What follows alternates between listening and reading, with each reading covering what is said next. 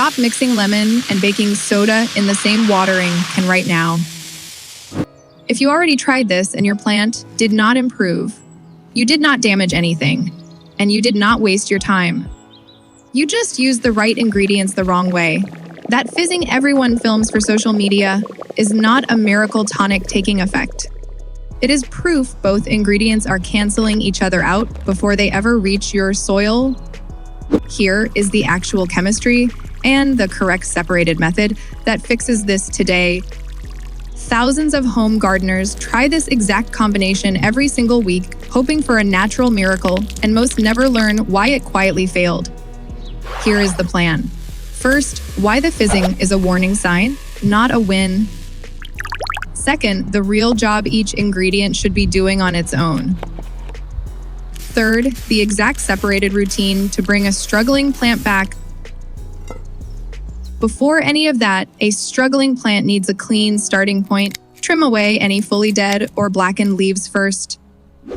This stops the plant from wasting energy trying to save tissue that cannot recover. Next, gently rinse the root ball under slow, cool water. This lets you see the actual root color and check for rot or compacted soil. Healthy roots look pale and firm, not dark and mushy. This 5-minute check tells you more than any online guess ever could. Now for the part almost no one explains correctly. Lemon juice is an acid, baking soda is a base. When an acid and a base meet, they neutralize each other on contact. That bubbling you see is simply carbon dioxide gas escaping into the air. What is left behind in the jar is a plain salt solution called sodium citrate, with none of the original benefits of either ingredient. Quick question for you. Have you ever wondered why the fizzy mixture never seemed to actually help your plant recover faster? Now, you know exactly why. Here is where most online advice gets it backward. Lemon peel ferment water is meant to feed the living microbial community around plant roots, an area scientists call the rhizosphere. Baking soda is meant to be used sparingly on leaf surfaces, where its alkaline nature can slow down certain fungal problems. Treated as two separate tools instead of one combined remedy, both can genuinely help your garden. A fertilizer and a fungicide are not poured into one random puddle and hoped to sort themselves out. Each product has a specific job and a specific place it belongs, and the same logic applies here.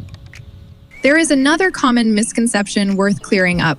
Some gardeners treat homemade lemon peel ferment as a natural stand in for commercial rooting hormone, the kind used to help cuttings grow new roots.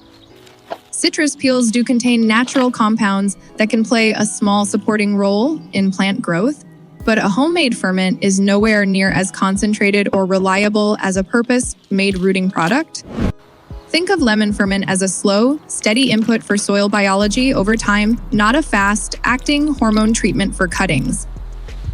Setting that expectation correctly now saves you disappointment later. Here is the mechanism behind why lemon ferment can help when used correctly. As squeezed lemon peels sit in water over several days, natural fermentation begins to break down sugars and oils. This process can support beneficial microbial activity in the root zone, though exact results vary jar to jar. The citrus peels also release natural D-limonene oils in varying amounts, which is exactly why the ferment needs proper dilution before it touches sensitive young roots at full strength. Used at the right dilution, this liquid can act as a helpful input for the biology living around your plant roots, not a random home remedy. Meanwhile, baking soda plays a completely different, much narrower role. It is a sodium salt, and sodium in large or repeated amounts is not good news for soil structure. Used too often as a soil drench, it can push soil chemistry into unhealthy territory and interfere with how roots absorb other nutrients. That is exactly why this video is not telling you to pour it into the ground at all. Its real, useful job is a light, occasional spray directly on leaf surfaces, where it can help slow certain fungal problems like powdery mildew. Same ingredient, completely different application, completely different result. So here is the separated routine that actually works. Step 1. Prepare your lemon peel ferment. Save peels from squeezed lemons and place them in a clean jar of water. Let this sit for 5 to 7 days, away from direct sunlight, until it smells mildly fermented rather than fresh. Step 2. Strain the liquid and dilute it heavily with clean water before use. Since it is naturally quite acidic, apply this diluted ferment as a root zone drench roughly once a week, watering it in around the base of the plant, never directly onto leaves or stems. Step 3. Save your baking soda for a completely separate moment. Mix a very small amount with water in a spray bottle, only when you notice early signs of fungal trouble on leaves, such as powdery white patches. Spray lightly onto affected leaf surfaces, ideally in the early morning or evening, never in direct, harsh sunlight. This is an occasional, targeted tool, not a weekly routine like the ferment. One quick bonus tip before the safety questions: do not test either liquid on succulents or cactus varieties. Since they're thick, water, storing tissue reacts very differently to both acidic ferments and alkaline sprays than typical leafy garden plants do. This single exception catches a lot of gardeners off guard the first time they try this method. If you garden in a colder northern region, fermentation naturally slows down, so give the lemon peel jar a few extra days before straining. If you garden somewhere hot and sunny, that same fermentation happens faster, and you should apply any diluted liquid in the cooler part of the day to avoid stressing leaf tissue. The underlying separated method stays exactly the same either way, only the timing shifts slightly.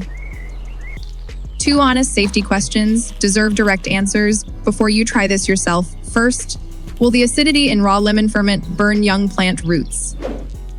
Undiluted, yes, it can, since fresh citrus liquid is naturally quite acidic. Properly diluted with plenty of water, that risk disappears, which is exactly why the dilution step above is not optional. Second, are you slowly poisoning your soil by using baking soda regularly? Only if you treat it like a routine soil drench instead of an occasional leaf spray, used sparingly on foliage. The small sodium amount involved is not the same problem as pouring it into the ground week after week. Respecting both limits is what keeps this entire method genuinely safe. Give this separated approach several weeks and watch for firmer new growth, deeper green leaf color, and roots that feel less waterlogged when you check them. That slow, steady improvement is what real root zone biology support actually looks like. Not an overnight fizzy transformation. The same core lesson applies far beyond just these 2 ingredients. Plenty of common garden remedies get thrown together based on how satisfying they look on camera, not on how plant biology actually responds. Your soil has never needed a dramatic reaction to prove something is working. Your struggling plant does not need a fizzing science experiment poured into its pot. It needs its root zone fed properly and its leaves protected separately, using each tool for the one job it is actually suited for. That single change, using 2 tools instead of one bad mixture, is the difference between a plant that limps along and one that actually recovers. But if your plant keeps struggling even after this, the real hidden cause is often your soil feed being completely out of balance, and that fix looks nothing like lemon or baking soda at all.